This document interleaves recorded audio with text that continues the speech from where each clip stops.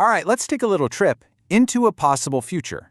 We're heading to the year 2035, where work, as we know it, has pretty much vanished. Now, this isn't some doom and gloom story about robot overlords. This is a look at what daily life could actually be like when AI has taken over all the jobs that used to define our days. You know, it all kicks off with such a simple, innocent question from a child. But think about it. In 2035, that's a perfectly logical thing to ask. For kids like Maya and Tommy Chen, the whole idea of parents rushing off to a job, well, it's as foreign to them as a world without the internet is to us. It's a question that just cuts right to the heart of this brand new reality. So, what does a morning look like for the Chen family? Well, for starters, there are no buzzing alarm clocks, no frantic rush to get out the door. The house has already adjusted the light and the temperature perfectly, and it's brewed their tea exactly how they like it. Outside, the city just hums along with this quiet efficiency, all of it managed by AI. It's a life without that daily scramble we're all so used to. Yeah, this is basically what life on autopilot looks like. The AI has automated all those essential, but let's be honest, often tedious tasks that used to fill up our days. So where do we even begin? Well, how about with the most fundamental human need of all? Food. Think about farming today. It's a constant battle, right? You're fighting against the weather, against pests, against market pressures. Now, fast forward to 2035. All that uncertainty, it's gone. AI has totally transformed agriculture from a struggle into something more like an art form, growing the perfect food tailored to every single person.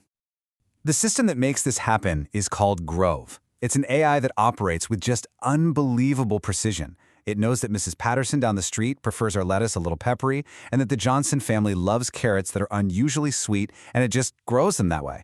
Scarcity is a thing of the past, and when the cost of perfect food drops to almost zero, abundance becomes the new normal. And what about cooking? Well, the days of that repetitive, time-sucking meal prep are long gone. In 2035, every home has its own personal culinary IA, a chef that goes way, way beyond just following a recipe.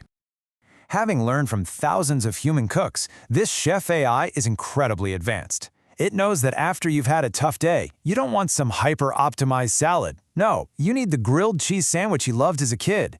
It actually understands the emotional language of food, turning every meal into an act of care. But, you know, this whole vision isn't without its questions. Elena Chen says what many of us might be thinking.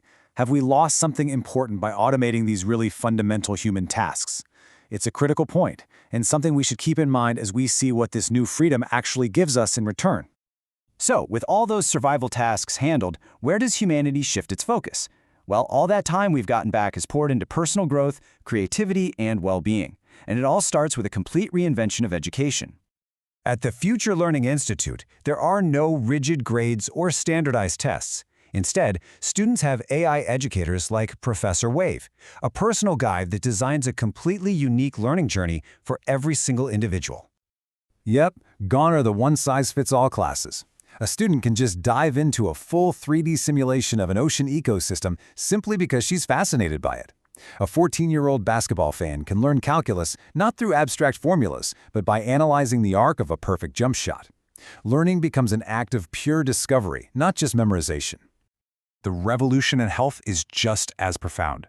I want you to meet Dr. Care, an AI physician with perfect availability, limitless patience, and access to every medical study ever published.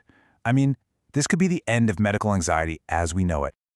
Just think about what this really means. No more waiting weeks for a doctor's appointment. You have constant monitoring that can detect diseases years before symptoms even appear. Surgery is performed by robots with superhuman precision. And your mental health is treated with the same urgency as your physical health.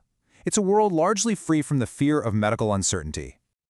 Okay, so individual lives have been completely transformed. But what about the fabric of society itself? The actual infrastructure of our cities, how we live and move, has been totally reimagined by AI. In the past, right, custom homes were a luxury. Most people just had to settle for a generic layout. Not anymore. Now, an AI known as Builder makes every home a custom home. It designs a house based on a family's deepest needs, and then it builds it in a matter of weeks with almost zero waste. And getting around is no longer a source of stress. There's an AI called Flow that manages all transportation. Every single vehicle is communicating, creating this perfectly synchronized, accident-free network. Traffic jams and road rage, those are things you'd only read about in history books. Travel becomes silent, seamless, and totally safe. So this brings us full circle. We've seen AI handle our food, our health, our housing, and our travel. Which leaves that big question Tommy asked his father at the very beginning. If AI does all the work, what do we do? And the most profound answer really comes from his 8-year-old sister, Maya. For a kid who has only ever known this world, the answer is just obvious. We get to choose. The purpose isn't to work, it's to choose how you live. In this vision of 2035, humanity's entire role has fundamentally shifted. Our job is no longer the labor we need to do to survive. The new human job is simply living. Elena Chen sums it up just perfectly. It's a life focused on connection, on creativity, on being present with your family, pursuing passions just for the joy of it, not for a paycheck. The AI handles all the mechanics of existence, which frees us up for the art of it. And yet, even in this world, a shadow of doubt remains. The father, David, he wonders if something essential is missing. Was the struggle, that feeling of being needed for a task, was that a necessary part of being human? Is a life without that kind of purpose really truly fulfilling? The story doesn't give us a final answer. And that leaves us with the final question. And this one is for you. If your survival was completely guaranteed, all your chores were automated, and your days were totally your own, what would you do? What would you choose to fill your life with?